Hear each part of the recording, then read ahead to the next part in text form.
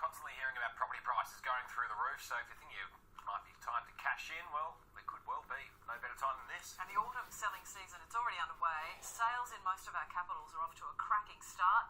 Domain's chief economist, Dr. Andrew Wilson, joins us now for a bit of a forecast of what's ahead. Good morning to you. Hi, Deb. Hi, We're always being told about this property bubble that could be looming. Why is now the best time? Well, look, we've had a remarkable start to the year this year. Record clearance rates and listings in Melbourne, Sydney, Canberra, very strong in Adelaide and Brisbane as well. So perhaps there's a sense from sellers out there that it's time to move. Those that have been sitting on their hands are now certainly in the marketplace, so more choice for buyers.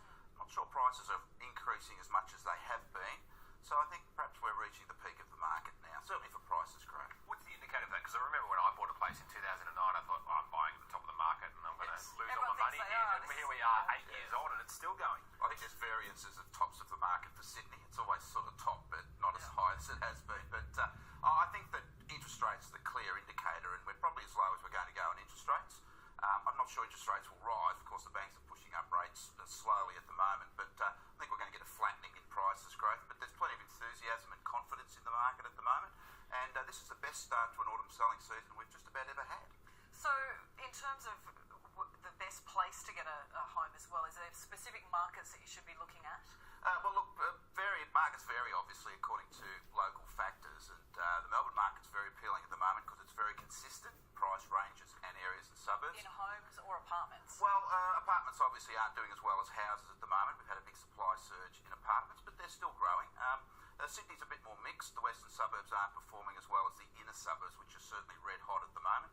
But other capital city markets are quite even. So it's a very good time to sell, and with higher choices, I think it's a good time to be thinking about buying as well. But certainly the market looks like it's peaking at the moment. So we spoke about it being good for sellers, but is it good for buyers? And if so, what's the best way for them to get into the market? Well, look, choice is always important for buyers, and the more choice, the less competition, the less you have to pay potentially at auction. So I think that it's still a tough ask for most buyers. They perhaps have to moderate their choices, be prepared to be disappointed.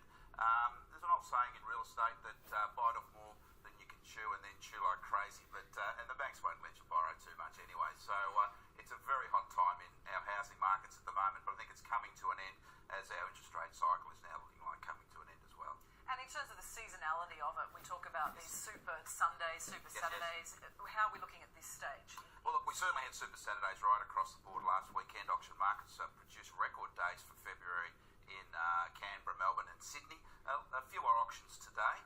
We have a longer lead up into Easter this year. Of course, Easter's about as late as it can get in the middle of April.